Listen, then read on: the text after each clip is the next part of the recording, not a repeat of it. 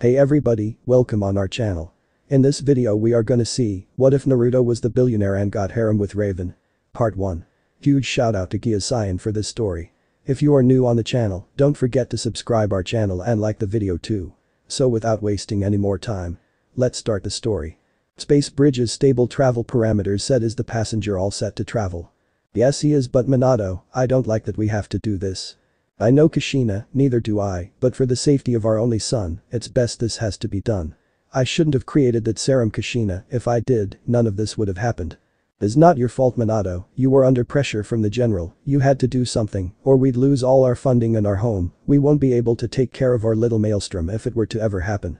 Then planet Krypton, a planet far different from us yet is home to a species similar to ours in some aspects, a myriad of activities were currently taking place, however it was obvious to all living on said planet that their home was on the brink of extinction, caused by a war on which they'd found themselves on the losing side, yet for the safety of their child. Two scientists had long ago devised a plan they're currently executing, their names. Minato and Kushina of the Kryptonian House L, and right now, the two were working in a hangar of some sort, as the room not only contains any equipment you'd expect to see in a control station, it also contains a very unique ship, one which looks ready to set sail through the universe. And some sort of structure greatly resembling a gate where a greenish portal stood. It looks dangerous, yes, but for the life of their son, they wouldn't mind it if they'd lost their lives. They already had plans to bond with him in their own unique way. He's beautiful, isn't he? Kushina whispered wistfully, gazing at the sleeping baby safely tucked on a bed and under a blanket. She had a longing expression on her face as she walked to the vessel and placed her hand on the glass, while Minato stood behind the control panel and watched it all with a pained expression on his face. Are we actually doing this Minato? Kushina, we have to.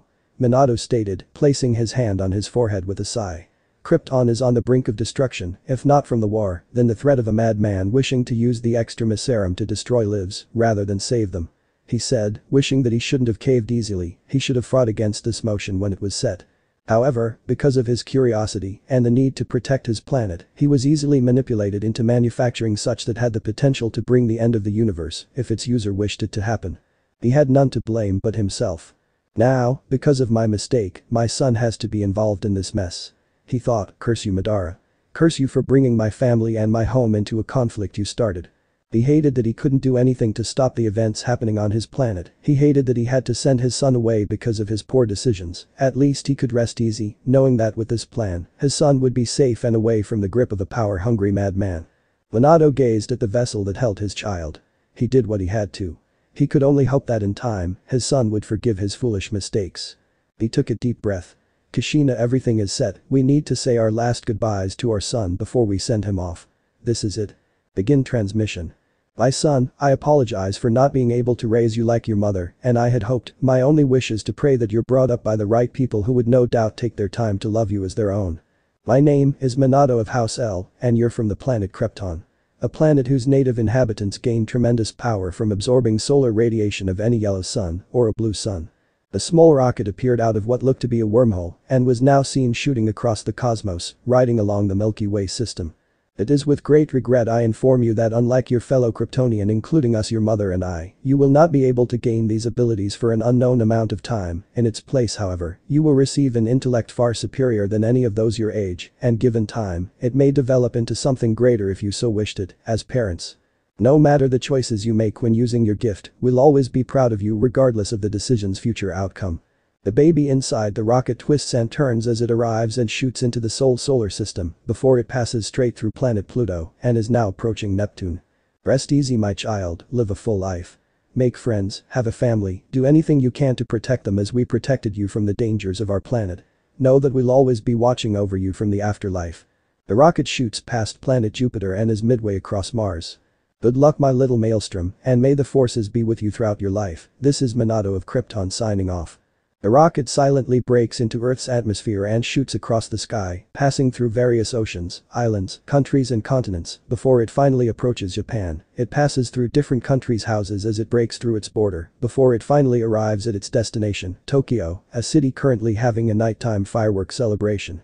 It approaches an empty field and crashes into it. The field was owned by a wealthy businessman. End transmission.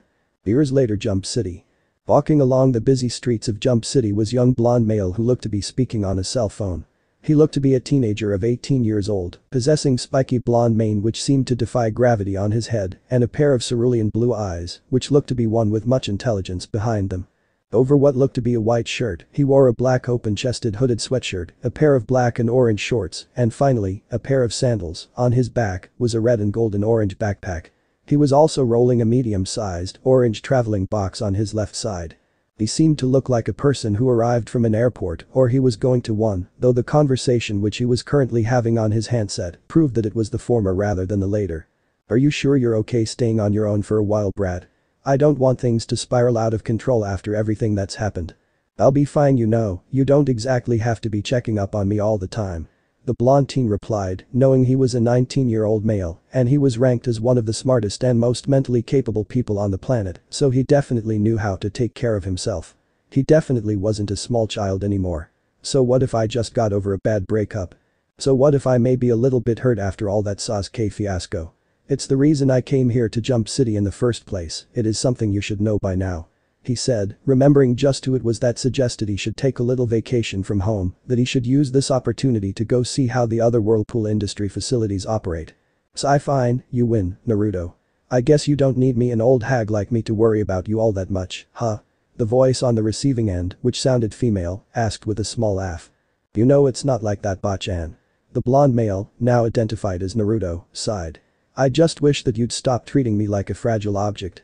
I know you love me, just like mom and dad did, and I admit there are times when I'm glad that you're around to take care of me after, well, you know," he hinted, referring to the death of his parents. "What I really need now is some time to myself. I need to relax, you know. I've been swamped with too much work lately." He was putting it very lightly.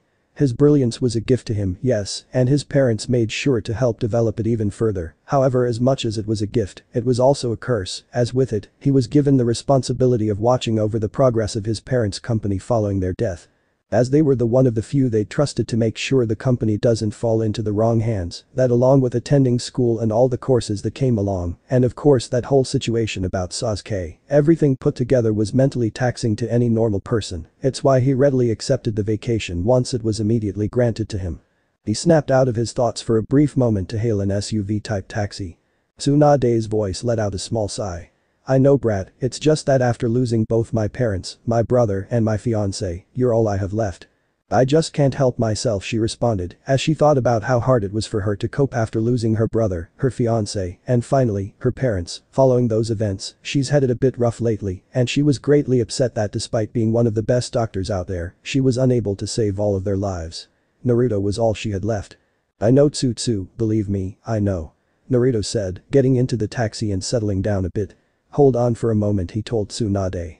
He looked up from his phone and then to the taxi driver and told him, "The Leaf Sanctuary please, and take your time. I'm not in a hurry." He then resumed his conversation. "Listen, I promise I'll call, alright? And besides, you don't need to worry that much.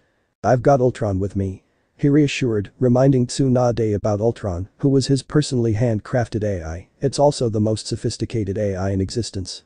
He took great pride in that fact. "Fine. Just please, take care of yourself, alright?" Tsunade couldn't hide the plea in that tone. "I'm not close to you, so I won't be able to heal you if things go south." "I will. Love you, Tsutsu." "Love you too, brat. I'll talk to you later, alright?" Naruto hung his phone with a sigh of relief after the line was cut on the other end. He then looked out the window as he drove by the different sights and landmarks of Jump City, and he's a bit impressed at what his eye spots.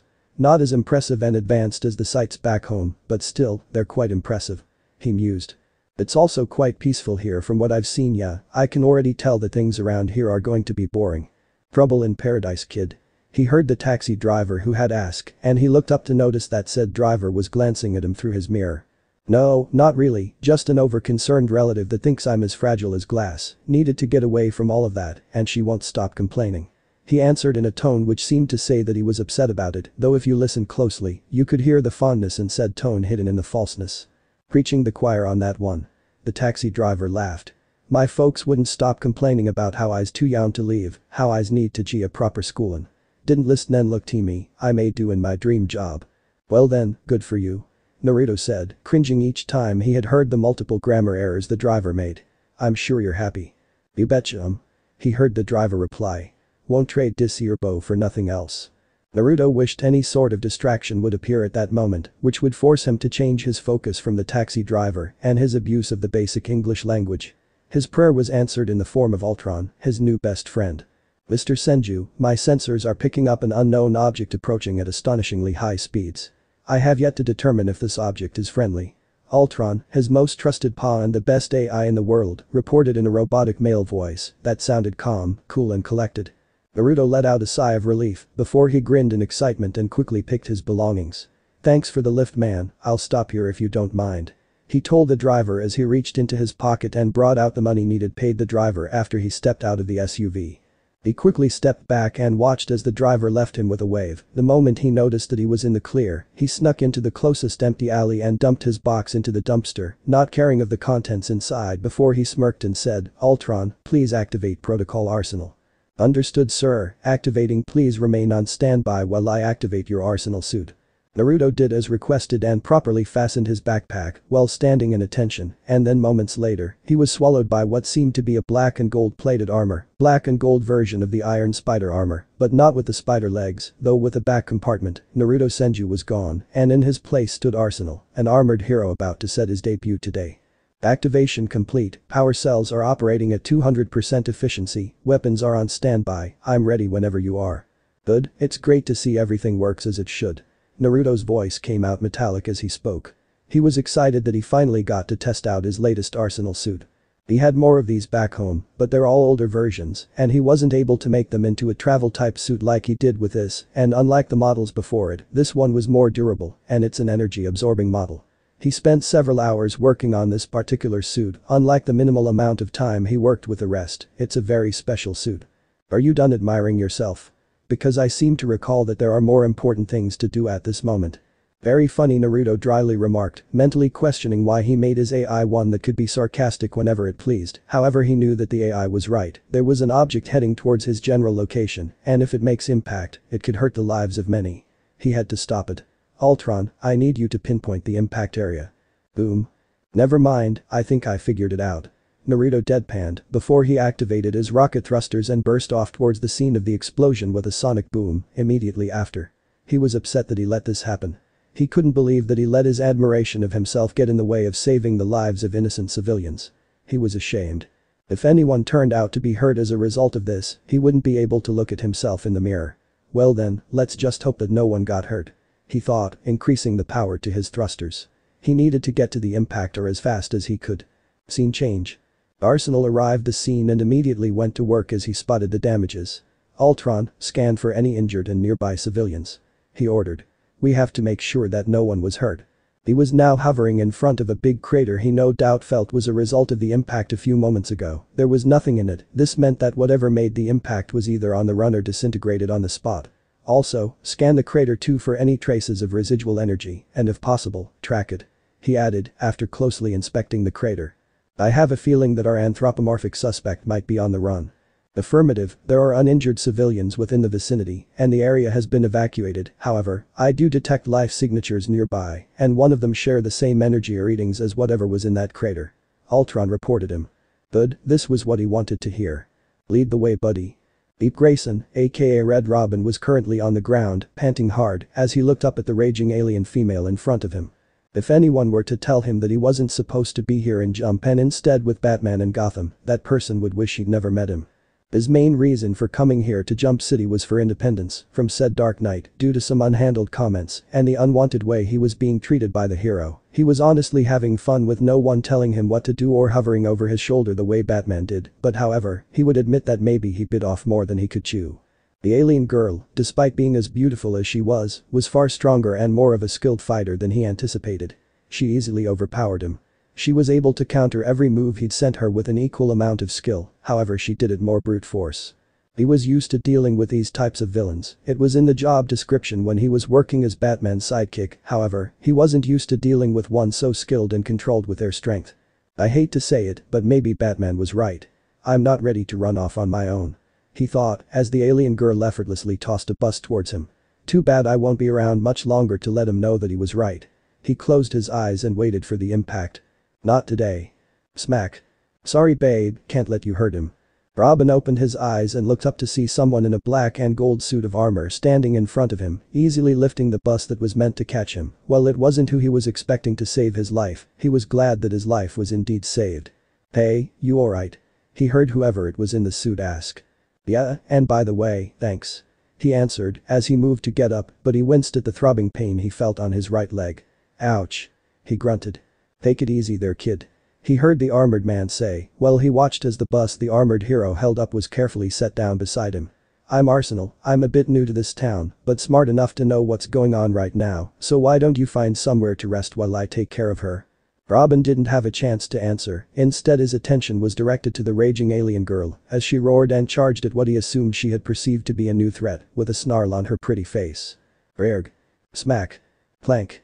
He was initially surprised to see the armored hero, now identified as Arsenal, stand strong and unflinching as he took a hit after hit from the angry alien girl's handcuffs or whatever they were. "You look strong, and I'm sure if it were another person that you hit, they wouldn't be standing now," he heard Arsenal say to the girl as she continued her fruitless assault, "but my suit is made up of a metal that absorbs any kinetic and vibratory energy directed at it, and that's just the tip of the iceberg of what this suit can really do. In other words, you might as well give up now. I'm not someone you stand a chance at winning." He watched as Arsenal then placed his palm on the alien girl's stomach before blasting her away from him with some sort of energy-based blast he guessed. He a bit disappointed with how BP Arsenal was, yet at the same time, he was impressed with the science behind Arsenal's suit. Without any doubt, he could definitely see why the armored hero was as BP as he was if he listened right. The suit could take hits from Superman and could still stand without a scratch, though this then brought up the silent question of the type of metal was being used, as he'd never heard of any metal with the properties Arsenal had listed. He closely inspected Arsenal and saw that on the center of his two hands laid a repulsor, which he guessed was the reason the alien girl was sent flying away like that. He could see all of the practical uses for tech like that, but he also wondered how smart the suit's mechanic was to have come up with such amazing tech. He recalled that only geniuses with an enormously high IQ like Ivo, Lex Luthor, Bruce Wayne or T.O. Morrow could have access to that type of tech. He wondered which one of those scientists were sponsoring him. Definitely not Bruce, I would have been made aware if he's suddenly building a new suit with that type of metal and tech. He thought before snorting. Or maybe not, I guess. "Hey kid, you need a hand?" He heard a different voice ask him. This one was also male, and he was really starting to get really annoyed with the way everyone he met lately had referred to him as kid the first time. "You look like you need to see a doctor for that leg." Robin turned to see that it was a hooded male figure that asked him that question. He wasn't about to deny the help, and also, he needed to get out of the battle zone as fast as possible, so he answered, "I'm fine, and no hospitals, but I would appreciate it if I had a little help clearing out of this area so that I can take care of my leg," he said, massaging his injured leg. He looked on as the hooded male nodded before he was helped off the ground, just in time too, as the entire ground shook with a mighty quake before cracking under the pressure. He turned around, and he was able to catch a glimpse of the handcuffs on the alien girl shattering, and he saw her hands being covered by a green energy sphere. He thought, "Oh dear, that looks like trouble, better hurry up and get this leg injury fixed as fast as I can and get back fight, that guy looks like he's going to need my help." He was injured, yes, but that definitely wouldn't mean that this was last time anyone would hear of Robin, the boy wonder. After all, if Batman can still fight after breaking his back, that means that to me, this should be nothing. Arsenal grunted, his suit was currently taking barrages upon barrages of green energy bullets shot at him from the now partly free alien girl. "Energy storage reserves at 70% power and growing," Ultron's voice pointed out. Arsenal responded, "Thanks for the update, buddy, but let's not focus on that and focus on the matter at hand. We need to subdue our opponent before she hurts any more of the city, so any smart ideas?" he asked. "Maybe instead of fighting, you should try something else." Arsenal jumped a bit, and the blue eyes behind his protective faceplate blinked in shock at the voice that just spoke to him. His eyes darted around. "Hello? Is anyone there?" he called out in the form of the question, looking for the owner of the voice. "If there is, then you need get out of here. It's not safe," he said. He didn't want said owner getting hurt because he was careless. "Sir, instead of focusing your attention elsewhere, don't you think you should eliminate the immediate threat?" Arsenal refocused his attention to the fight as Ultron had pointed that particular fact out. "Thanks Ultron, you're a lifesaver," he said, quickly grabbing and restraining the alien girl when she had attempted to charge at him and tackle him down while he was distracted. "By the way, did you pick up any life readings just moments ago?" "If you're talking about the 4 that I just picked up, then yes I did," Ultron responded. However, you should note that one of them managed to completely hide from my sensors for a single moment. I believe this one has a form of teleportation. Noted, I'll look that up later. Arsenal said to his AI before his eyes had shifted to the struggling prisoner and had spotted the handcuffs shackled on her hands. What if fighting her isn't the way to win this? What if he had finally connected the dots and his eyes widened slightly? He wasn't fighting a raging monster. He was fighting someone who was trying to free herself from whatever it was that bound her. She was only defending herself because she didn't want to go back to whatever cell it was she previously resided. Naruto, at that moment, knew what he had to do now, if only she could just stay still and land so that he could get to work. Nearby. From a secure vantage point, Robin, as he tended to his leg, watched the proceedings happening below him. He had a mini med kit on his arm as he watched. He always made sure to pack one or two just in case of emergencies, and beside him stood the hooded male that helped him earlier. "Thanks for the help and all, but I can take care of myself from now," he said to the hooded man as he finished his leg. "You don't need to stay behind and watch over me." "Sorry kid, but you're not going anywhere with a leg like that," the hooded man retorted, crossing his hands over his chest with a huff in his tone. "You're the one that refused to get admitted to a hospital, so I'm making it my responsibility to watch over you until your leg gets better. Listen, I appreciate the help, but I'm sure you know who I am." "Of course I know who you are." "Then you know that a mere leg injury shouldn't be enough to keep me down." "I know who you are, and I don't care," the hooded male stated. "Now, unless you want me to take you to the nearest hospital where they'll no doubt have to remove that mask of yours and tell the rest of the world just who it is that's under there, then you're going to have to stay put and listen." He yelled in frustration, however a cool voice spoke up. "Maybe I can help." Robin and the hooded man looked to see that the one who spoke was a figure whose form was hidden under a blue-hooded cloak. "You can help." "How?" Robin, asked slowly. "I can do magic." "With Arsenal." Click. Clank. "There, that should get rid of those." Arsenal took a step backwards after he said that, and when the hand restraints dropped on the ground. He watched as the alien girl looked at both her hands with an unreadable expression on her face while she carefully rubbed her two wrists. She looked calm enough to reason with now that she was free of the cuffs which bound her. Well, here's hoping that she's civil enough to answer his questions. He had thought to himself while clearing his throat as the faceplate protecting his face retreated to reveal his face to the alien girl. "Now tell me," he had started, however, his lips were sealed before he could finish his sentence. The extremely hot alien girl had kissed him full on the lips in a surprising twist. Yet, he was not one to ignore the gesture, so he quickly fixed his posture and returned her kiss. He could have sworn he heard her moan just now, though as the kiss was about to get steamy, she had pulled away from him with a small blush on her face. "If you do not wish to be destroyed, you will leave me alone," she snapped, reining in her embarrassment before taking off to the night skies in flight. Naruto blinked and licked his lips as he watched Starfire take off, and his faceplate fell over his face. He said to himself, "Well, there's something you don't see every day." He was about to take off after her to make sure she wasn't up to anything dangerous, as the moment he'd freed her, she was now considered his responsibility, but then behind his lenses. His eyes spotted a certain something that made him stop. "Okay, you definitely don't see that every day." He was looking at a ship, but not just any ship, it's a ship looking like it was made for destroying. Was that a freaking cannon? "Okay, now that's not good. Multiple hostiles detected on board that vessel, sir." Ultron's voice reported, "My sensors are picking up well over 100 unknown life forms, all heavily armed. I suggest a temporary retreat." Arsenal never actually said anything in response to his AI suggestion. Instead he was calculating the odds of success, but he noticed that something was amiss. "Ultron, are you able to make contact with Justice League Watchtower?" he asked, wanting to know why the Leaguers weren't responding to this matter. "I have already made contact, however it seems that the Justice League are unavailable at the moment." Arsenal quietly pondered as he listened to the holo message that was transmitted over Jump City. He was wondering why the Justice League of Heroes weren't responding to an invasionary fleet of this size. He would have thought that at least Superman or Flash would have been here to handle the situation. "Looks like I'm going to have to deal with this myself then," he said as the holo message had ended. "But first, I'm going to have to search for our missing alien damsel in distress."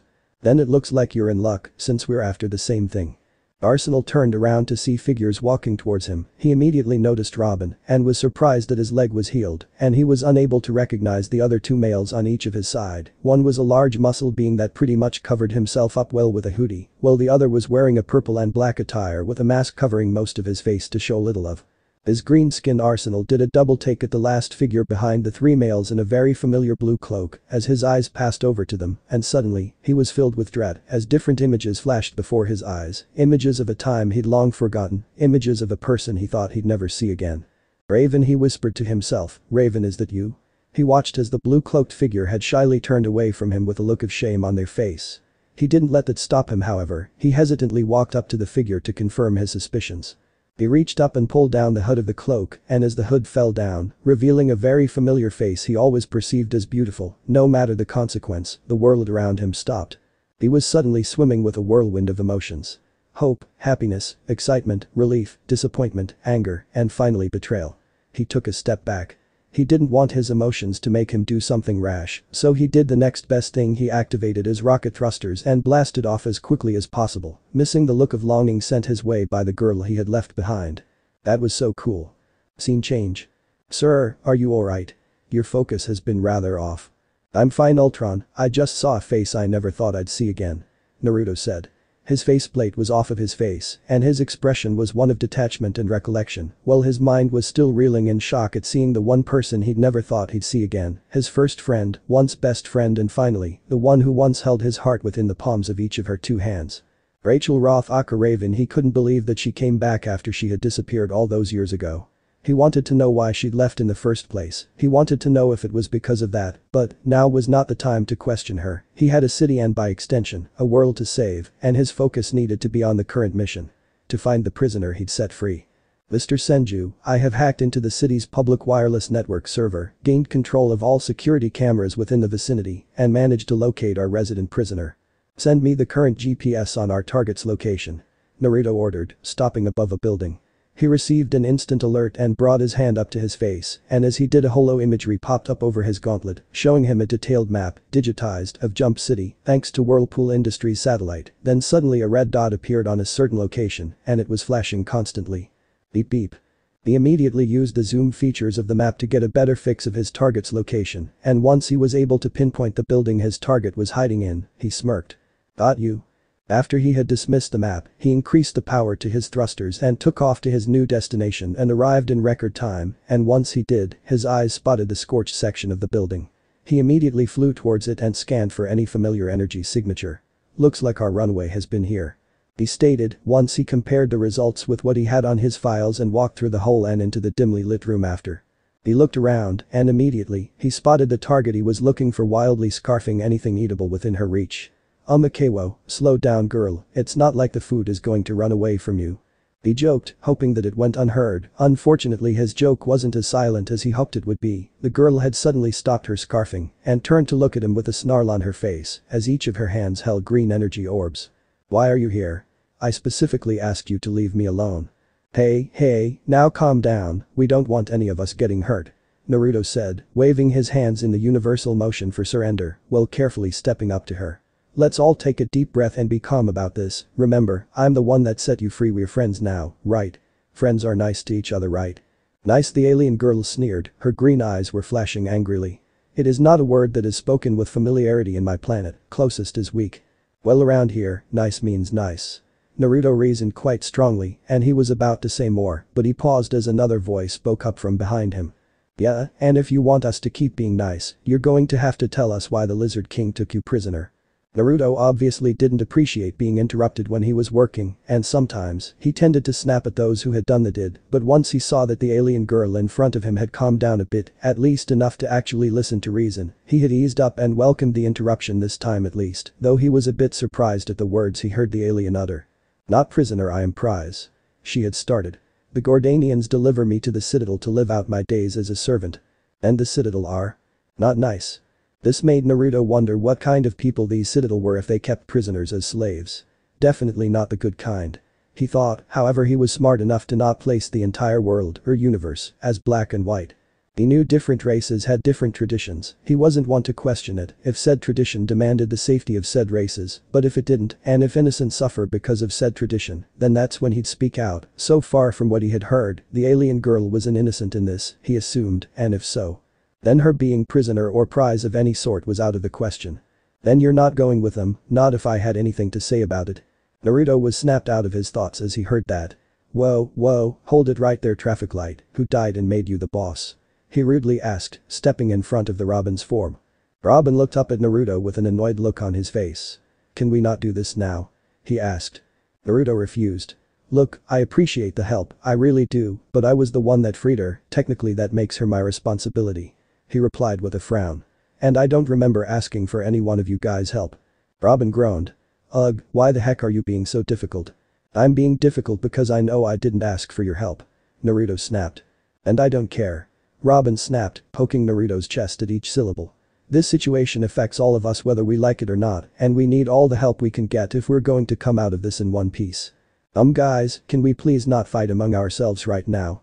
"The little guy's right," the hooded male said, walking to stand next to said little guy in question. "We need to focus at the matter at hand, and that means we all need to work together to find a way to send the invaders packing." Naruto huffed and Robin shot a smirk his way, making him glower at the boy wonder, though it wasn't seen because his face wasn't visible before he deflated. "Fine," he grumbled. "But if we're going to work together then I'm the one leading this operation." Robin didn't accept this and was about to demand to know why he should lead when there were clearly other more capable leaders around. Before he could even speak, however, a very loud explosion suddenly rocked the building they currently stood in. Boom. The walls around them exploded inwards, and the roofs had collapsed as a result of the structural weakness, and when the gathered dust had cleared completely, not only had Robin seen the army of the snarling lizard aliens which surrounded them, he had also seen that he and those he'd brought with him including the alien girl, all stood huddled under a blue field of energy courtesy of Arsenal. He couldn't tell what expression the armored hero wore because of his faceplate. "You're welcome," Arsenal had said as he dismissed the field. "Look, can we agree to settle this issue later and deal with them first?" Robin smirked. "I don't see the problem in that," he said. "Cool." And with that all said and done, the new team of 6 had charged at the army with determined looks on their faces and easily took out each forces they encountered with their own unique strengths and fighting styles. With the combined forces the Gordanian army never stood a chance. Robin, the boy wonder, showed why he was ready to leave the Batman's guidance with his skills, martial arts and determination. Left and right he threw bird-erangs of varying sizes and types at his opponents with precise targeting and easily manipulated his body's movements to his advantage whenever it seemed he was about to be overpowered by one or two of the Gordanians' forces. For an experienced fighter like him, this seemed to be as easy as reading a book was to a child. He didn't slow down or waver in strength because he knew if he did, then the entire city would fall. Nearby, Arsenal was moving just as quickly, if not more so, as Robin was, and he easily took down each of his opponents with an excellent show of not only his unique style of martial arts, but also just what it was his suit of armor could do if really challenged. He fired powerful energy beams in every direction, with the repulsor cannons built on his arms at each Gordanians caught within his viewing range. And those who tried attacking him with surprise and brute force were schooled on just how durable his suit was, as the kinetic energy gained behind each impact were all absorbed and converted only to be thrown back at them a few moments later, with twice the initial strength behind each of their blows. Arsenal was definitely having fun testing out his new suit. That much could be seen with how much excitement he was currently showing. "Come on, don't tell me this is the best you can do," he taunted. "Is this the army that's supposed to invade the Earth? Now that's just sad." He smirked as he got the reaction he had wanted when he saw the Gordanians getting even angrier moments later. "That's right, get angrier and make this all easier for me," he thought before he fired more energy beams at his opponents. While the hooded teen and the elfish midget were working together in another side of the fight, the two looked up from their fight and saw as Arsenal took on more of the Gordanians single-handed. But stars in his eyes, the elfish teen exclaimed, "That is so cool. Beast Boy, or whatever you call yourself, focus." The hooded teen shouted, taking out the Gordanians, who was about to take out the one he identified as Beast Boy, with a sonic blast from his arm cannon with his sleeve rolled up. Beast Boy, hearing his name being called, caught himself and remembered there was a battle going on and there were lives to be saved. So used his unique animal metamorphic powers to trick and overpower his opponents. However he saw fit, he used their confusion and misdirection to his advantage, as it's what he was taught by one of his teachers when he was on the Doom Patrol. He still remembered the lessons till now. Meanwhile, in their own corner, the figure, now fully distinguished as female and was also identified as Raven by Naruto, showed an admirable amount of skill in the mental arts known as telekinesis, despite her telekinetic grip being a bit different than most who studied in said art, and fully capitalizing on this, she overwhelmed her opponents. Usually by dropping objects on them, and when that didn't work, she'd either use her ability to fling her opponent away or blast them away. Any one of the three worked, and despite this, she kept a calm look on her face, but her eyes told a different story, however, one that related to the one hero she kept glancing to, Arsenal. Finally, the alien girl seemed to have swarms of the Gordanians tailing after her as she flew away, trying to evade their electric shocks, while fighting back to prevent herself from being captured. At least that was her plan. Smack. Until her body was sent spiraling down to the earth following a hard smack to her face she was caught unprepared for. Naruto saw this from his position and immediately flew to the rescue. He caught her falling body in time and erected an energy field around them to ward off any attacks by the Gordanians as the alien girl recovered. "Are you alright?" he asked her. "Yes," the alien girl said with a smile. "Your help is much appreciated." "Well, I'm glad to be of service and sorry for what happened a few minutes back," Naruto said, apologizing for how he acted in front of her towards Robin. "By the way, I actually never got your name," he added, ignoring the banging on his energy field. The alien girl looked down and thought. "My name is Coriander, but on your planet's translation, I believe it is called." She took a small pause, trying to get the words out of her mouth. "Starfire." "Starfire, huh? That's an awesome name." "Coriander is still good as well, but think Cori could sound better." Naruto smiled. "I'm Naruto, pleased to meet you." "The pleasure is mine, but I believe that we have other things to concern ourselves with at this moment." The now identified Starfire's words rang true as at the moment the two of them were in the middle of a large fight. "Well then, you ready to get back in the fight?" Naruto asked, smirking behind his mask and clenching both his hands in preparation for round 2 of the fight, with Starfire setting up her balls of energy beside him with a smirk on her face. "Definitely." Unfortunately for the two of them, but rather fortunately for the city, the forces had begun retreating back to their mothership, whose particle cannon was about ready to fire. The 6 heroes had gathered once together and looked on in worry as they noticed this, then suddenly the holo image from before had appeared. "Foolish Earthlings," it started. "I warned you of what would happen should you interfere with my mission. Now you along with the city will perish, and there's not a thing any of you can do to stop it." The transmission was terminated shortly after that, and the result. A round of arguments between Robin, Starfire, Beast Boy and the hooded muscular teen, while Naruto had watched as the cannon had fired a bright red beam, which was now heading straight towards Jump City. "This is definitely bad," Naruto thought. Raven hesitantly walked to stand next to Naruto. She wanted to say something, but her words got caught in her throat. She said something else instead. "I could teleport everyone out of the city, but by the time I'm done, that beam would have already destroyed the city and everyone that remained." She silently cursed herself for being so afraid to confront him. Naruto ignored her, his mind was focused on formulating a plan to stop the laser before it could hit. He needed to think up something that had a 70% chance of success, and with the little time he had left, he only had one option that might just work at the risk of his life. "It's a risk I'm willing to take. If I didn't make it, at least I'll get a chance to be with mom and dad," he thought to himself. "Ultron, can my suit absorb an energy deposit of that size?" he quietly asked his AI. Raven's eyes snapped open as she perfectly heard his question, and her head snapped towards him. "Naruto, you can't. It is unadvisable to do so, Mr. Senju. The Arsenal suit has yet to completely adjust to the energy you acquired moments ago." Naruto frowned. "Sorry, but there's no time for that," he replied. "Naruto, why?" Naruto didn't listen. He quickly activated his rocket thrusters and took off towards the approaching laser with a determined look on his face. "Alright suit, let's see just how much energy you can absorb."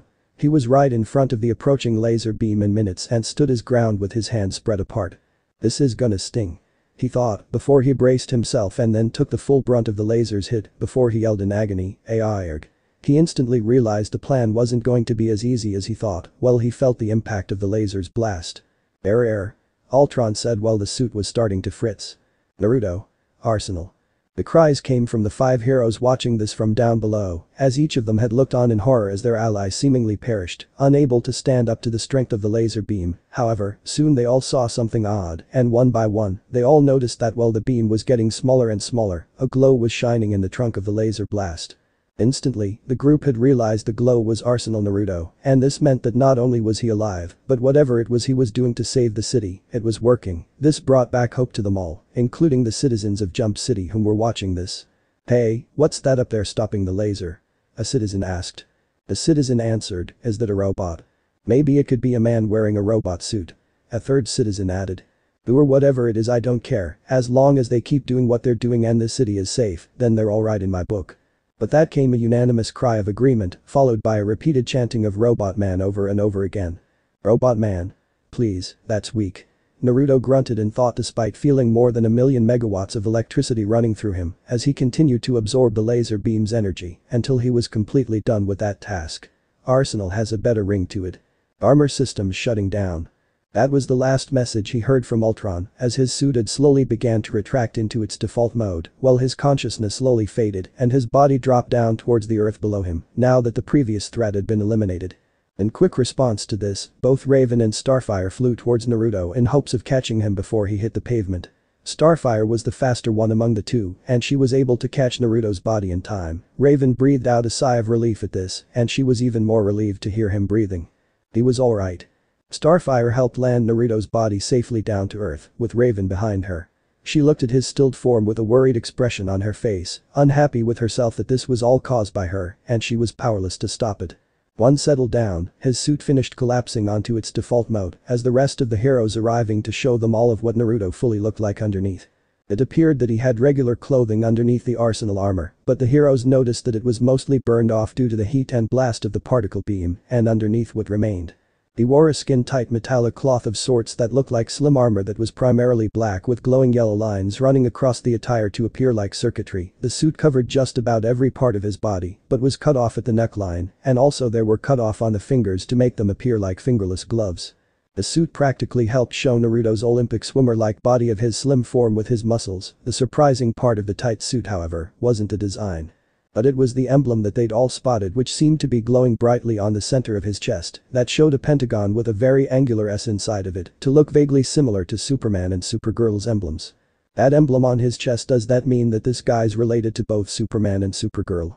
The hooded muscular male asked, voicing everyone else's thoughts, aside from Starfire. I don't think so. Robin answered with a frown.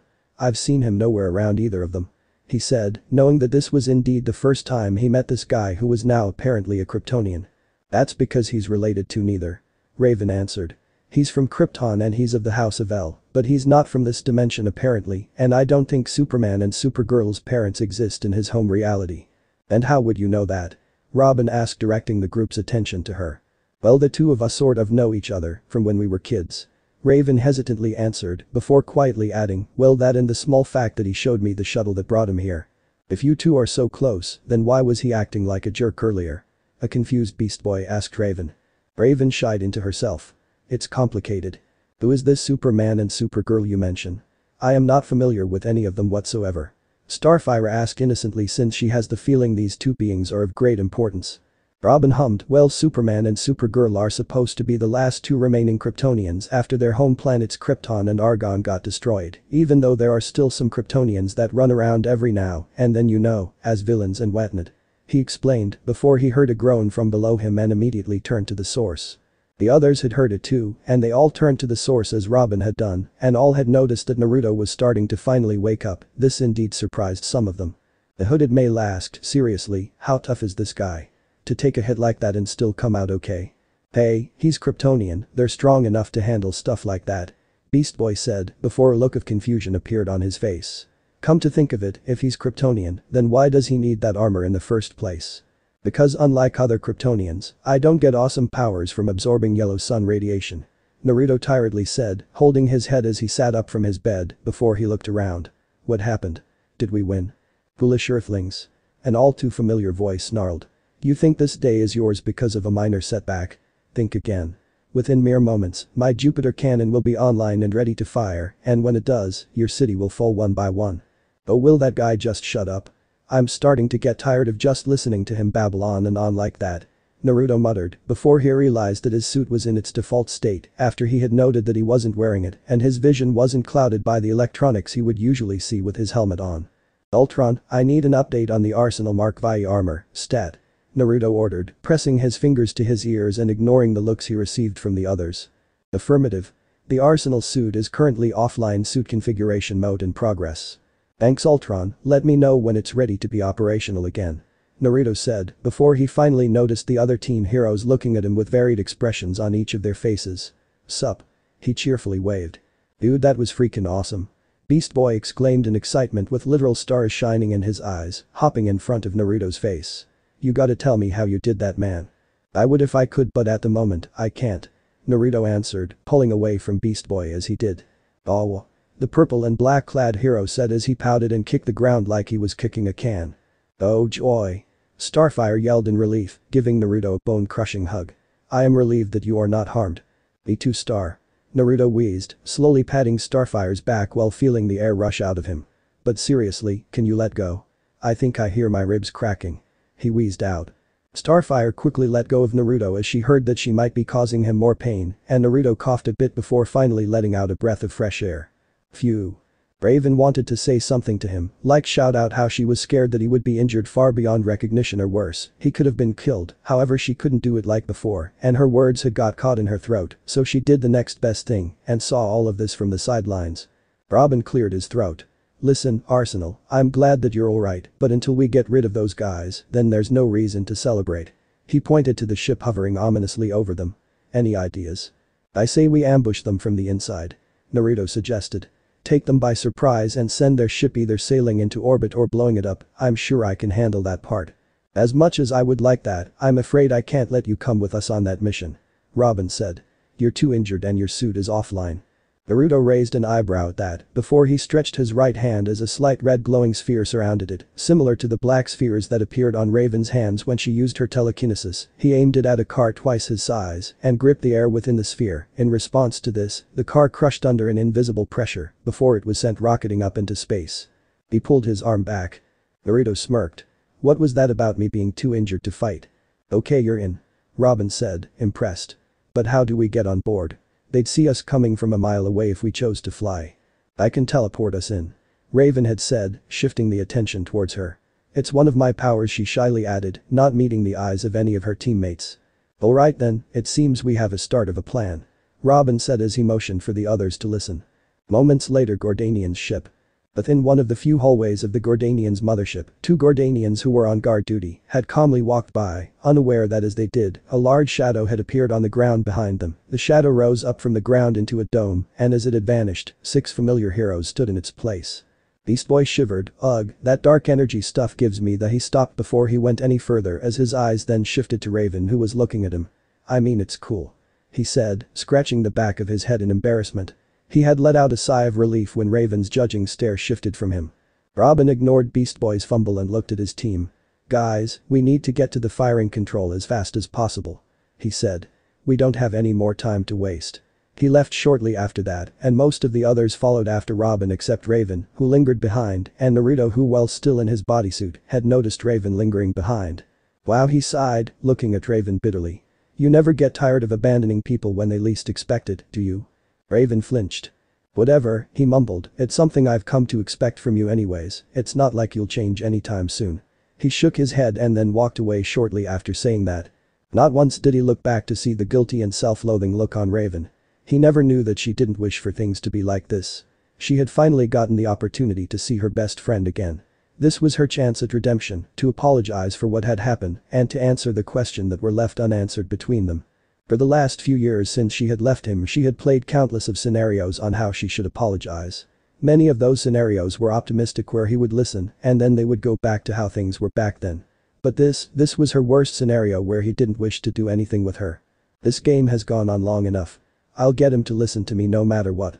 She'd finally gained her free passage rights from the monks of Azarath, and Earth was the first place she chose to come to when she had left.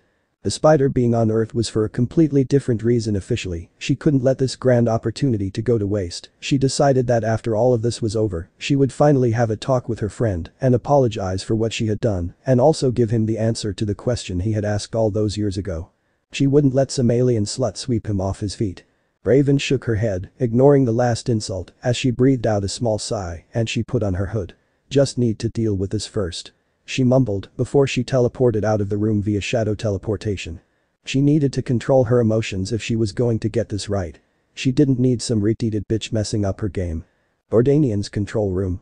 Lord Trogan, the weapon has reached full power and is ready to fire once more. A Gordanian soldier reported, one sitting behind one of the many control panels which was controlling the Jupiter cannon, and behind him, a throne-like chair had turned around, revealing a Gordanian that seemed to be the leader of those assigned to Earth. Then begin the firing sequence and double its power. He ordered. This time, we'll make sure that whatever it was that stopped us before wouldn't able to do so again. The Gordanian that gave the report did as asked and was configuring the settings to do as requested by their commander, who stood and watched the entire proceedings with a smirk on his face, before. Boom. The wall behind him had exploded inwards, sending large chunks of its pieces all around the room. On the opposite side of the wall stood 6 of the team heroes, each with a determined look on their faces. "You're going to have to belay that order, soldier," Naruto said in his best mock general voice mode. "You see, I just moved into Jump City, and I'd rather not have it destroyed by the likes of you." Naruto said, stretching his hands towards the Gordanian that was in control of the firing systems, while hovering on the air with Starfire and Raven on each of his 2 sides. He was doing this without his suit of armor, as a familiar red energy sphere had covered his stretched hand. "However, what you can do is step aside and allow me to have complete control over your ship." He swiped his hand to the side, and in response to this, the bodies sitting behind the control panels were casually flung out of their seat. Naruto looked to his team and ordered, "You guys keep the bad guys occupied while I try figure out the controls on this thing." "Understood, we'll buy you all the time you need." Naruto flew to the control panel after he said that and began working, while the remaining 5 had kept busy covering him as he worked, easily taking on any one of the Gordanians head on, and as he worked, he noted how advanced their technology was, rather impressive looking. Of course, it was nothing compared to Kryptonian technology. But it was certainly centuries ahead of Earth's current technology. He could certainly see himself using some of it to upgrade his suit. There was always room for improvement. Ultron tried to download anything of use. He ordered his AI while placing his backpack on the dashboard of the systems. "And make sure none of the files are corrupted," he added. "Will do, Mr. Senju." Naruto smirked at that before he turned back to see if the rest of the heroes were done with the grunts. He had noted that Robin had already tied them all up, and he had noted that the muscular teen with the hood was actually half man half machine. "Wow, a cyborg," he said, impressed. "Not bad, looks like you have a lot of weaknesses though, on your hardware, and probably software could definitely use some work." "Weaknesses? What the heck are you talking about? I'm as strong as I can be, there ain't nothing weak about this," the cyborg stated, flexing his muscles and doing a pose as he did so, while Naruto shook his head with an amused look on his face. "Dude, one of the many things I've been able to do since I was a 4-year-old kid is being able to interface with technology." Naruto deadpanned. "Don't know why at first, but when I'd found out, well, let's just say that I was shocked." He shrugged. "Point is I can communicate with any technology I want, and from what I've seen about yours, it's in pain, bro. You need to update most of your systems, and I can help with that. If you can do what you say you do, then how come you haven't done anything about the firing systems on this ship?" "Huh?" the cyborg challenged. "Oh, that? Well, because I was busy downloading anything useful for my tech," Naruto said with a shrug before placing his hand on the dashboard of the control panel. That's all there is to it." He removed his hands when he felt he was done with what he needed to do and put on his backpack. "Now we need to leave because in a few minutes, this ship is going to hyperspace into the sun." "Dude, you're planning on frying them?" Beast Boy yelled, shocked at the move. "I'm sure they'll wake up and evacuate once they realize their lives are in danger and they can't change their ship's course." Naruto shrugged, ignoring the scanthing look Robin had sent him. He took his backpack and placed it on his back and looked at Raven expectantly, and just like as they had arrived, the team had left via shadow teleportation, and just in time too, because just if they had wasted another second, they would sure have perished along with the ship. Holo message transmission point minutes later. "That's quite a view. Someone should build a house around here. Or a tower." After the entire night's work, the team of 6 now stood on an uninhabited void of both plant life and human life island, watching the sun as it rose up into the skies, indicating the start of a brand new day. It was something that they all needed, something that reminded all of them of what they were fighting for all night. So that the citizens of Jump City could live to see a brand new sun rise. It was worth it if you asked any of them, and it was one of the reasons why one Naruto Senju had made the decision that marked the very beginning. What we all did here together, it made a difference when it seemed that there wasn't any hope. Today, we became that hope, the hope that this city needs, should it ever fall into the same darkness that it faced earlier today, Naruto had said, while looking at each one of his new team with a look of determination. Today, we made a difference as a team, one which I'd not mind working with for the remainder of my stay in Jump City, a team of heroes that could be greater than the Justice League, and this island here could be our main base of operations. A team, huh? That sounds awesome. Beast Boy said, grinning. Sure, I wouldn't mind being on a hero team. Oh, how glorious. I am so excited to be making the new friends. Starfire had said, with an excited look on her face. She had gotten rid of most of what she wore the time she came to this planet, and now, she wore an outfit which alluring enough to get men drooling anywhere she walked. I guess I could work with a team as long as I get to be the leader. Robin had mused. Co-leader Robin, since you probably have the most experience out of any of us. Naruto corrected, but it's nice to see that you all are on board with my idea. We'll all need a form of communication if we're going to be working on a team, Mr. Smart Guy. Cyborg had said. Do you have any plans for that? Of course I do, what do you take me for? Naruto asked, sounding insulted, before pulling out 3 pairs of Bluetooth. I made sure to have a way for us to talk with one another if we need help, just one click and the call connects, it's a short-term mode of communication, until I can whip up something more state-of-the-art, after I finish working on our headquarters of course. He explained, as he had handed each one of his new teammates the earpieces. Working on our new headquarters? How you going to do that? You some kind of billionaire or something? Cyborg had asked. Naruto smirked in response. Something like that, added with a small part of me being a genius inventor. He quipped. But what are we going to be called? Raven had asked. What about the Teen Titans? Beast Boy suggested excitedly. Actually I was thinking something more along the lines of the Titans. Naruto had said with a hum, so I guess you're not that far off. Robin smiled. The Titans, huh? Intimidating, I like it. Naruto smiled and looked up at the sky. When there's trouble, you know who to call. 6 months later. Jump City. High vantage point. Suo. Any idea when the boss man's going to show up? Beast Boy asked. I'm starting to get really hungry. He whined. Cyborg slapped the back of Beast Boy's head. Dude, we just ate pizza 5 minutes ago, he told the changeling. And we've been here in under 3, learn to be patient bro, after all patience is a virtue and all that crap. Since the Gordanian invasion, a few months had passed in Jump City, and the heroes of the night had gone through with their agreement and remained in city since that day, as one team, saving said city from the various criminals that showed up either on a daily or weekly basis, because they all had lacked a base of operations. Their saving of the city was usually done individually or in team pairs, usually consisting of either Beast Boy and Cyborg, Robin and Cyborg, or Beast Boy and of course Raven, and through this, however, each of the individual titans had all made names for themselves, names which the citizens of Jump City were all familiar with by now. Arsenal, Starfire, Robin, Cyborg, Beast Boy, and Raven. And even though some of the titans were more like than the rest, with Arsenal being in the lead for the popularity poll, if there was indeed one, their deeds had left a positive review on them, both individually as heroes and as a unit. As for personal lives though, the titans had decided to get to know one another to improve themselves as a unit. Beast Boy and Cyborg found out that they had a lot in common and became best friends almost in an instant. Both Raven and Robin had become something of a sibling to each other, as they both make each other smile and happy.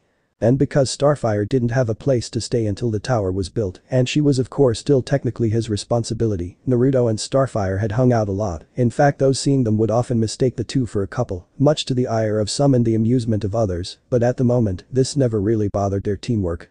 I don't care about patience and all that nonsense. Beast Boy muttered, crossing his hands over his chest with a pout on his face. Cyborg looked at his green animal buddy and sighed, it was always like this with him. Well, I'm staying, and if you want to go home and play video games on your own, then go. I'm not the one telling Arsenal you decided to ditch on his orders. He had a lot of respect for the armored hero, especially more after several of his systems were upgraded. If it weren't for Arsenal, he was sure that he wouldn't be stronger and faster than he once was. Sure, then he was a tank, but that was then, and if anything, his systems were as slow as a turtle. Compared to now, he could not only interface with systems faster now than before, his upgrades also included new abilities for him. Camouflage mode, both civilian and stealth, EMP mission. Flight via rocket thrusters and so on. He liked his upgrades, and unlike Beast Boy and some others, he knew why Arsenal asked for the team to be here. Trust me bro, I've been working with him from time to time since we met each other, and I can tell that he wouldn't ask us all to be here if whatever he was going to say wasn't at all important. Cyborg's right Beast Boy, you have to be patient. Robin's voice had said, suddenly appearing from nowhere and startling Beast Boy and Cyborg a bit. Despite being absent most of the time when Jump City needs saving, he's proven that he can be trusted. It's not his fault that he's not been around saving the city as much as he should have, Raven's voice had coolly said, defending Arsenal's absence. He's just been really busy these past few months, and I'm sure it has something to do with the sudden disappearance of the small island which the invaders had used to transmit their message over the city. Beast Boy and Cyborg turned to see that Robin and Raven had arrived at literally the same time. Both, like them, Beast Boy and Cyborg, hadn't changed their outfits since joining the team, in all they pretty much looked the same, but that's not really important right now. Yeah, I still don't understand how that happened. Beast Boy had grumbled. I mean, how does an island suddenly disappear like that? He was confused as to how it happened and why no one was even bothering to comment on that, not even the mayor of Jump City had reported foul play. "Don't think too much into it, BB, I'm sure it'll turn up," Cyborg said before looking around. "But where's Starfire? Isn't she usually the first to these things?" he asked. "She's been spending most of her time with Arsenal since she arrived, have you forgotten?" Robin had said. His voice and expression did well to hide the jealousy he felt towards the armored hero for having Starfire's attention. His crush on her wasn't obvious to all, but to those smart enough to notice it, it was there, and beside him, Raven likewise felt a spark of jealousy towards the alien girl in question, as Robin mentioned that. "Whatever, let's just wait for them, but they better show up quickly. I have important books to get back to," she said, knowing it was the jealousy speaking and ignoring as light bulbs exploded below her because of said jealousy. She missed as the others threw her a confused glance before looking back at each other. She was lamenting at her numerous lost opportunities she had as she tried to speak with Naruto, opportunities lost because of Starfire. She disliked how the alien girl was always by Naruto's side near 24/7, and when she wasn't by his side, Naruto would be busy working on one thing or the other, with Cyborg thus pulling her, Raven, further and further away from him. "Ugh, this is pointless," she thought, feeling that at this rate, she'd never be able to get to Naruto before he showed up on that day. She knew that Starfire meant well and didn't have no idea of what she was doing, but that's what made it even worse in her opinion. Just take a few deep breaths, meditate, calm your mind. Cyborg, Robin and Beast Boy all looked at Raven with a worried glance. "Okay, seriously, what's eating her?" Cyborg whispered to Robin. Robin pulled closer to Cyborg and whispered back, "She's been trying really hard to talk to Arsenal, but he's either with you or Starfire to give her the time she needs." He frowned. It's been messing with her mind for some time, upsetting her, and she's been getting gloomier and gloomier because of it. "Why doesn't Arsenal just talk to her?" Beast Boy asked in a whisper, scratching his head in confusion. "Why is he being such a jerk about it?" "Raven knows why, but she refuses to tell me each time I ask," Robin had answered, looking at Raven with a worried glance. "We should do something, I don't like seeing her upset like this." "Us? Why do we have to do anything?" Cyborg furiously whispered. "It has nothing to do with us." He protested, not wanting to get into someone else's personal life. "It has everything to do with us, Cyborg," Robin had said to the upgraded half-man half-machine. "She's our friend, we owe it to each other to help ourselves out." Cyborg was silent for a moment before he crossed his hands over his chest and huffed. "Fine," he muttered. "But how are we going to get those two together?" Beast Boy thought out loud. "With the way things are, it'd be nearly impossible." Robin was pondering for a moment before Cyborg smirked. "Leave that to me," he stated before stopping short as the voice of Starfire had popped up from above them at that particular moment. "Friends, how wonderful it is to see all of you together in this gathering," she had said enthusiastically. "I must apologize for being so late." "It's okay, Star, we all just got here a few minutes ago," Cyborg said before looking around and asking, "But where's Arsenal?" "Right here." Arsenal had approached the group roughly the same time Starfire had, the roar of his thrusters alerted all to which direction he had arrived from. Before he had landed on the roof, they all stood garbed in his Mark VI armor, official name for the black and gold absorbing armor. "Sorry I'm late, I can assure you, there's a really good reason for that," he had said before his faceplate retracted, revealing his blue eyes and whiskered face, which had of course worn a sheepish look. "Dude, forget about it." Beast Boy groaned in pain, holding his stomach as his stomach grumbled. "Just get on to why you asked us all to be here." Naruto pulled out something from his armor and once revealed to the group of 5, and as they all saw what he held on his hand, it turned out to be 6 ID cards, which held each of their pictures, at least that's what it looked like. "Dude, you interrupted my pizza time for some ID cards?" Beast Boy asked.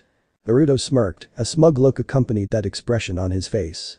"Oh, but they're not just any ordinary ID cards, BB, that's what they're made to look like," he stated. Robin eyed the ID card in his hand, observing it with a curious look on his face. "I don't know, they look just like ordinary ID cards with me," he said, while inwardly admiring the design of the cards, as they sort of looked cool. Think Avengers ID card, except with the words Titans instead of Avengers, but he did notice something a few moments later. "Hey, what the did my picture just move?" "Oh that's because it's not just any ordinary picture," Naruto had told Robin, holding out his ID card to the team. "Think of it as a video communicator, the pictures are just there to show the default owner of the communicator in question. If I do this," his hand hovered over the picture before his finger swiped it to the left. "I can freely switch the image on display to the image of anyone I want, as long as they're within our Titans database," he explained, as the images of one of the Titans fell over the current image after each quick finger swipe. With this function, I can communicate with any Titan I wish, no need to worry about any long-distance charges and roaming fees, I already took care of that. Sweet. Beast Boy cheered, bringing up the card closer to his face with an excited grin, before he frowned and looks at Naruto. But please tell me you didn't tell us to come here all because of that. He added, with some of the Titans agreeing with him. Yeah, I mean we already have a communicator, so what difference does this make? Robin asked, looking up at Naruto expectantly. I mean you've been distracted for so long, this ID card should be able to do more than that. Naruto had a knowing grin on his face, which revealed to the Titans looking at him that there was more to the card than just that. He brought his card towards his face and continued with his explanation. Of course it can, what do you take me for? A lazy ass, like Beast Boy. Hey. Naruto and the others ignored the indignant yell, knowing that that part was true. Just do what I do. He brought the ID card up to his face and spoke to it. Titan's Tower. He said, and a few moments after he did, he was shot by a laser, startling the group a bit before he suddenly started to disappear from the ground up. This brought a round of panic to the group, but Naruto before he was completely gone, had explained them that he was alright and they didn't need to worry that he was being teleported to their new home base, the Titan's Tower, so they should all do what he did and meet him there. Shortly after contemplating, they did just that, with Starfire being the first to experience the teleportation. And when they had all arrived their new home based via teleportation, they were greeted by a smirking Naruto. Welcome to the Titan's Tower. To say they all were completely stumped with awe and amazement would be nothing short of an understatement. The tower was equipped with everything imaginable. It was a geek's paradise with the latest tech available, designed and made by the blonde superhero. Everything was automated and run by one of Naruto's eyes, starting with the living room. It had a large leather couch, and in front of it was a large circular platform. It had a map of Jump City, which would then blink red whenever a crime was in progress, which also worked as a holographic screen to either chill and play video games, call someone, or act as what it was, a supercomputer that was just the living room. There was the kitchen with a marble counter and a futuristic-looking refrigerator that would tell you its content and what you could make with them. The whole kitchen was stocked with enough food to feed a small village, and the kitchen had a pair of arms that would come out of its side to make the food, and the Titans were too lazy to do it themselves. The tower also had a training simulation room that could turn into any location they wished it to be. It also had special impact life model decoys, LMD, which could transform into anyone they wanted it to transform it to. Superman, Batman, Wonder Woman, Flash. Surprisingly, it could retain the abilities of anyone they picked, literally. It was the perfect training room that could recreate whichever dangerous situation they wished without the real danger. If desired, they could literally recreate the same alien invasion that occurred months ago. The LMDs acted as the enemy would and adapt to whatever they did, making their training sessions harder. Then there was also the teleportation room, which was a room on its own. It was a big hole on the side of a wall that would break down the person it was teleporting and reassembled them back in the tower. The room was under the tower and was heavily protected. Their quarters were as magnificent as the other rooms. Of course they were pretty basic with a bed and some drawers, but they could literally decorate and make it their own. Naruto had designed a machine that could make anything that wasn't too complex, like furnitures, fabric and so on. They could create their own paradise within their rooms.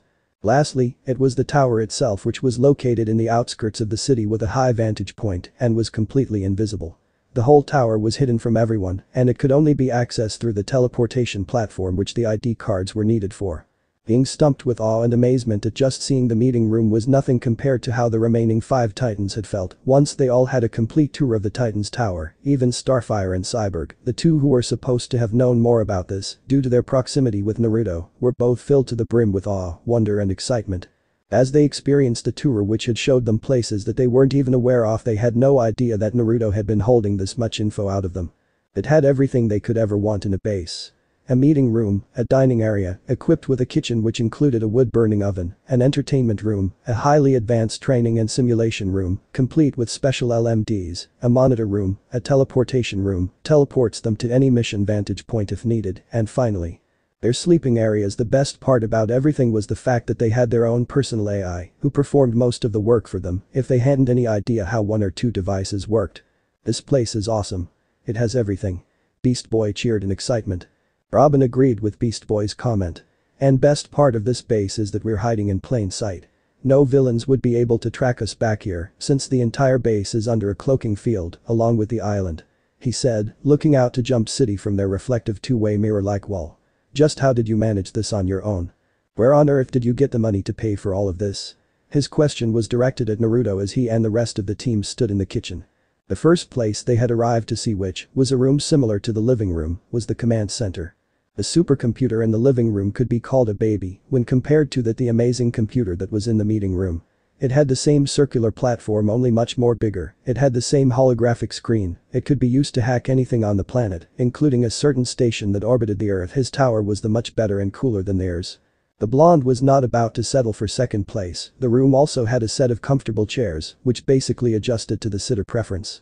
Of course, that was just in the center of the room. There were several other screens on the wall that tracked everything around the world. Natural disasters, kidnappings, and villains about to commit atrocious crimes. Naruto knew that the League wouldn't be able to handle everything that happens around the world, so why not broaden their horizon to other places? I told you, I'm rich, this kind of thing really isn't a problem for me. Naruto said, shrugging carelessly as he walked over to the kitchen and flipped a switch on the wall, which then opened up into a bar with a large assortment of drinks. Naruto walked behind the counter to pour himself a drink he picked up. Besides, I have the right powers that allow me to do this sort of thing easily. He added, sipping a drink via wine glass. I got a question. What's up with the bar? Didn't see that in the schematics. Cyborg pointed out, remembering the blueprints he was given. He certainly did not see any label which had matched bar when he had examined it firsthand, and he sure as hell did not recall helping Naruto build one. Oh, well, I added it in at the last minute. Naruto casually answered. Thought it could be fun to have this added in, you know, to make the place have a little more class. He added while looking at Cyborg with a smirk as he took a sip of wine from his glass. Bro, I'm sure you're underage, in fact, all of us are underage. Cyborg said. Correction, you and the others are underage, I however am not. Naruto said. And besides Cyborg, don't worry too much, these drinks are mostly non-alcoholic, I pretty much have the alcoholic ones just for show, but I never partake. He paused to take another sip of his drink from his glass before he continued, and there is no way in hell I'm letting that stuff kill off my brain cells, so since this is already opened, what would you guys like to have? Beast Boy walked on up and saw there was a touch screen to help select his options. He soon spotted a category for vegan drinks, and since he was a vegetarian, he considered that option. After looking through for a bit he found something that seemed interesting, which was a vegan Caesar cocktail, a mixture of a Caesar and a Bloody Mary without the alcohol, and after he selected his desired drink, he soon heard some noise coming from the bar counter, which lasted for a few more seconds, before a panel opened up in front of him with his drink. Hesitantly, he took it off its holder, and he was contemplating trying it out or not, but after a few moments, he had taken a bit of a gulp in his mouth and swished it around before swallowing it. Huh, not that bad.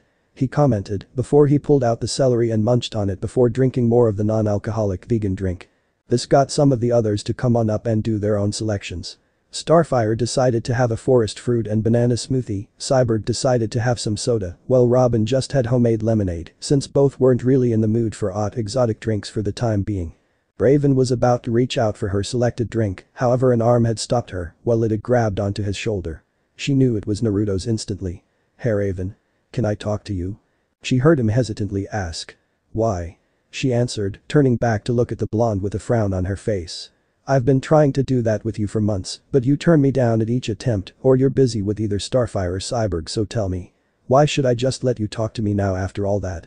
Her outburst caught the attention of her teammates, and Naruto winced as he'd heard all of what she'd said. He sighed, look, Raven, I know I've been a jackass to you lately, and I have no reason for that, but if I'm going to tell you anything, then it's going to have to be done, you know, privately. He whispered the last part while his head discreetly tilted to the others behind her.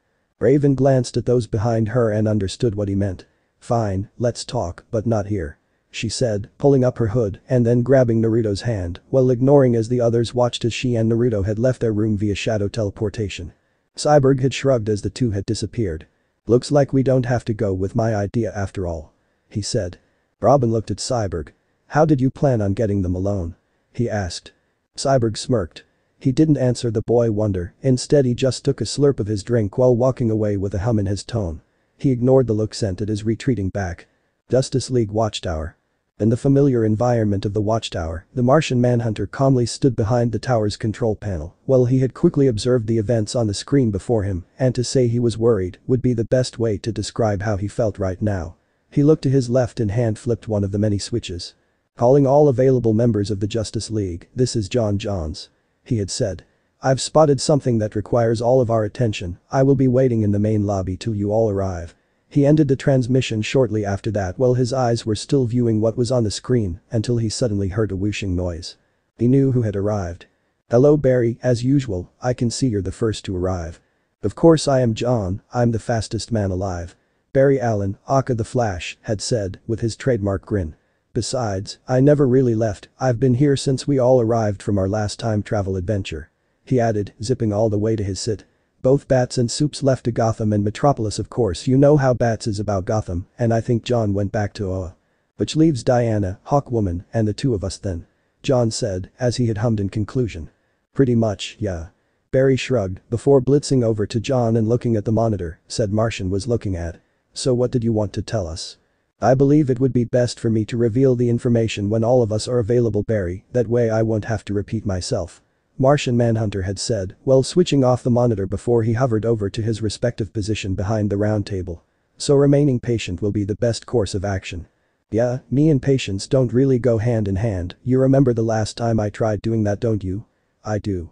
It ended up with me putting a large dent in the floor with how fast and hard I was tapping my foot, and don't forget about the hole I put into the table thanks to me drumming my fingers too quickly," Flash said, as he clearly had remembered all those situations perfectly.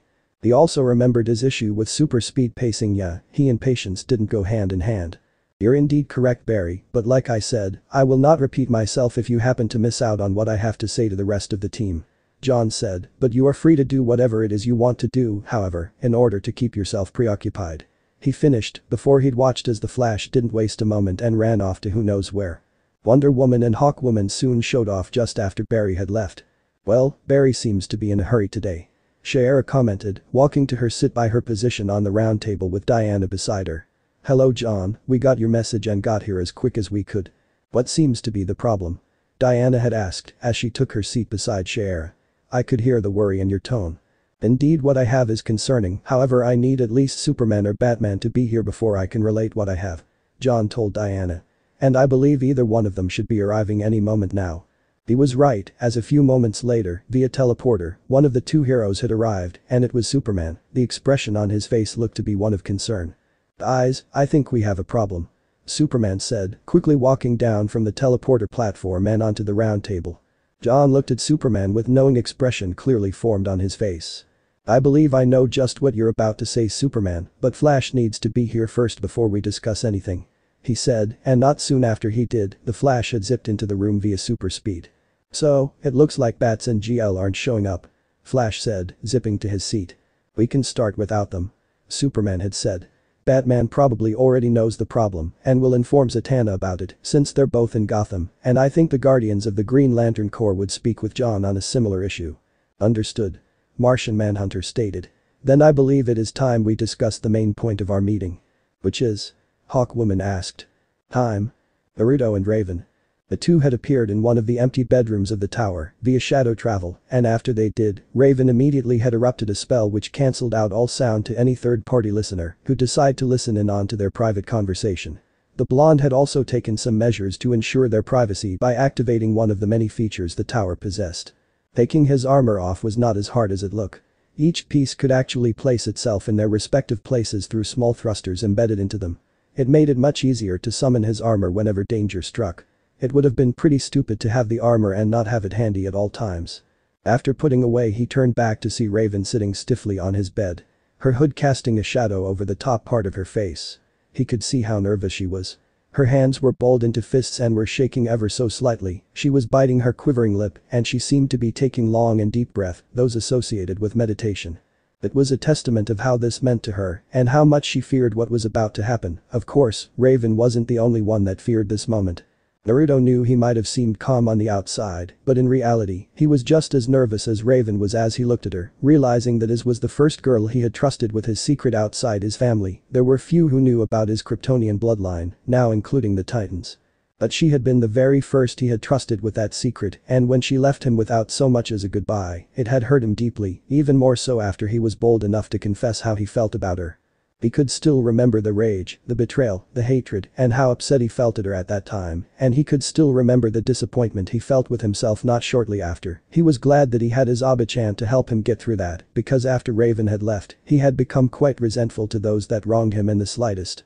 To his memory, he had fired at least 40 of his company employees for no reason, despite not being able to technically do that. He had been very spiteful at that time. Luckily Tsunade had knocked some sense into him quite literally and had taught him to let his rage and hatred go.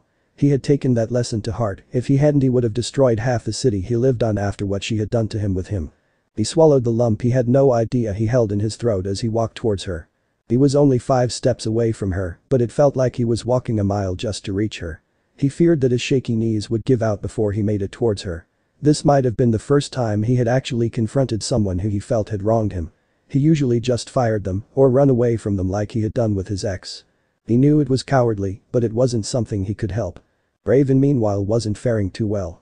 She had almost let out an involuntary squeak the 1 second he sat next to her, and it had taken all of her control to not teleport out.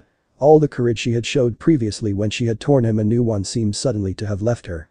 She remained silent as he did. The atmosphere around them was one of silence, until Naruto had decided to be the one to speak up first, breaking up said silence.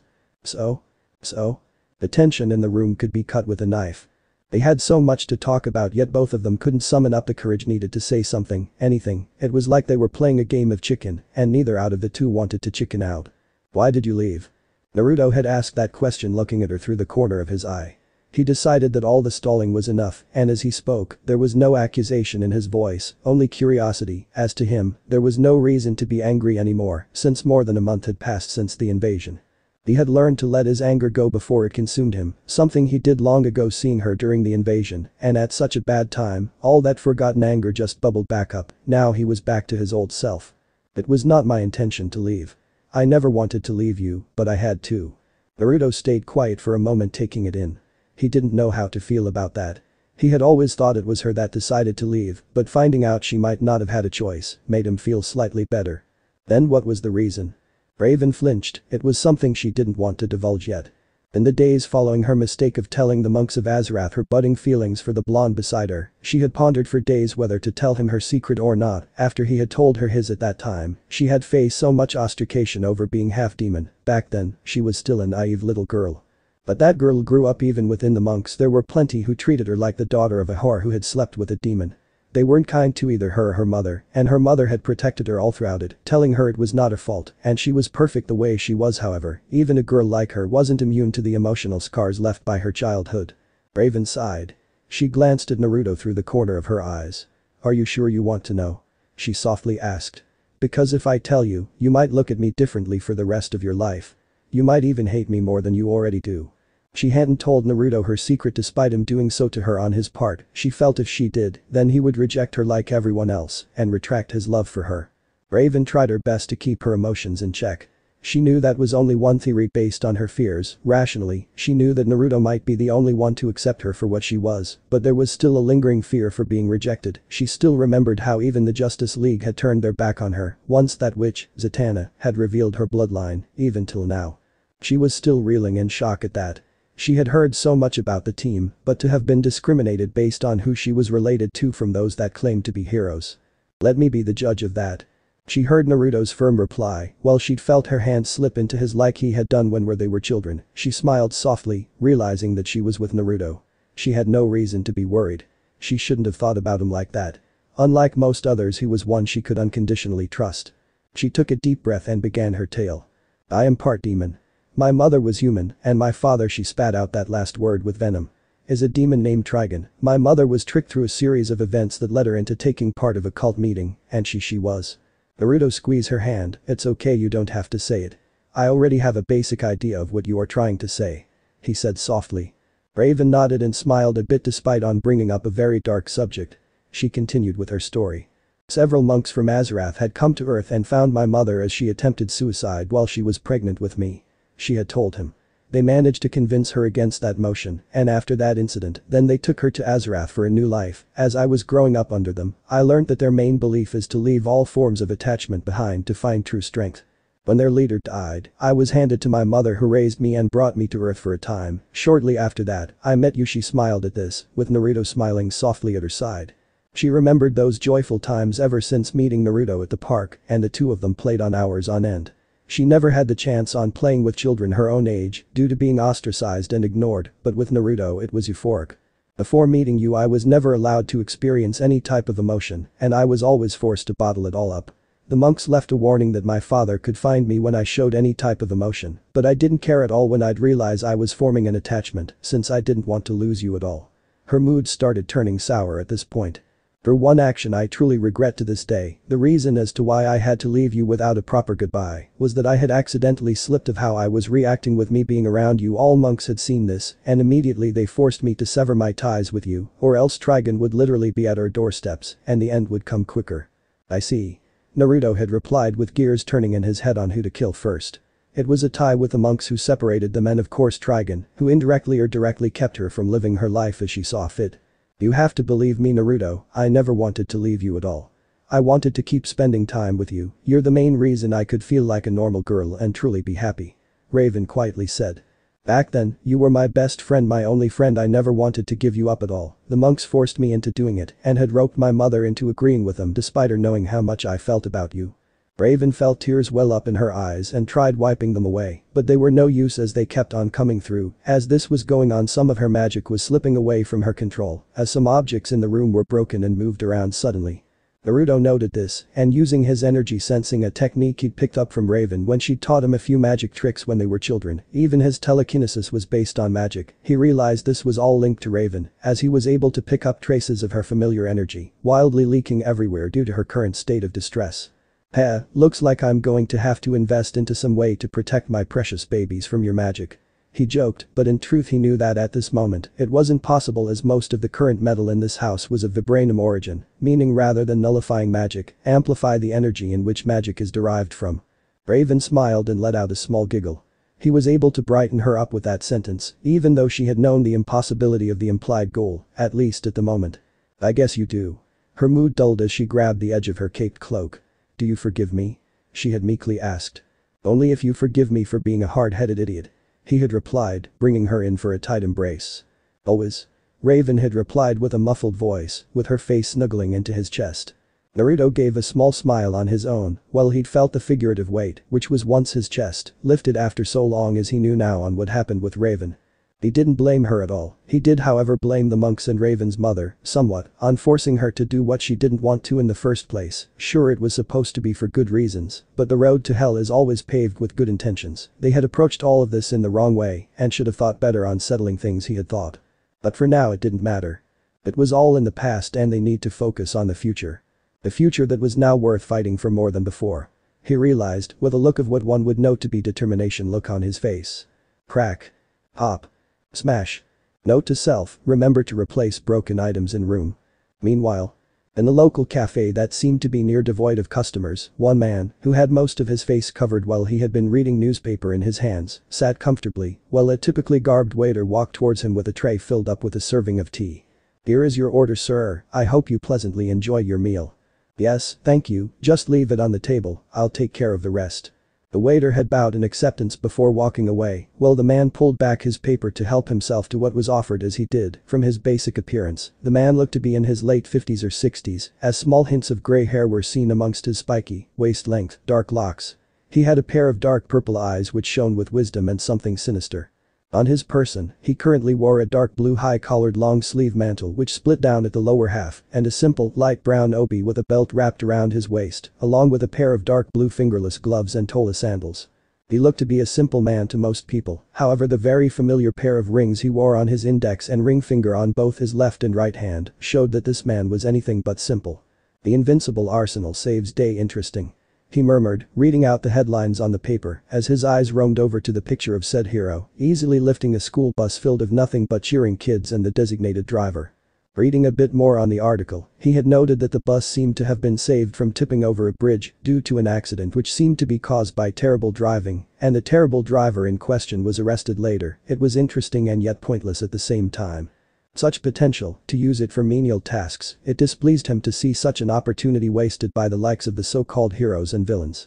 He knew exactly how power was meant to be used and he sure as hell wasn't one to callously waste it. However, he also knew that there were going to be some times when such a waste was needed to make a point and casually get things done should other means fail. He wasn't ignorant enough to dismiss that.